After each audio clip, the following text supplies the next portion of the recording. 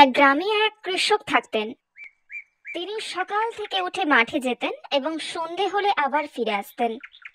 তার দুই সন্তান ছিল, রুনি এবং টুনু। রুনি প্রত্যেকদিন সকালবেলা ফুল তুলতে যেত তাদের ফুলের বাগানে। তার মা সন্ধে হলেই পুজো করত, এজন্য ফুল তুলে এনে রাখতো। এবং টুনু প্রত্যেকদিন মাঠে খেলতে যেত এবং আবার ফিরে আসতো। বাচ্চাদের সাথে খেলতে খেলতে কখন যে সন্ধে যেত বুঝতেই পারতো না। আর ওদের মা সকাল থেকে সেই রান্না শুরু করলেন, ঘরের কাজ করলেন। এদিকে টুনু খুব অসুস্থ হয়ে পড়েছে, খুব জ্বর এসেছে, প্রচন্ড জ্বর। মা, ভাই প্রচন্ড জ্বর উঠেছে। কৃষক আসতেই তাদের মা সব খুলে বলল। কি করবে, তাদের ঘরে তো একটা পয়সাও নেই।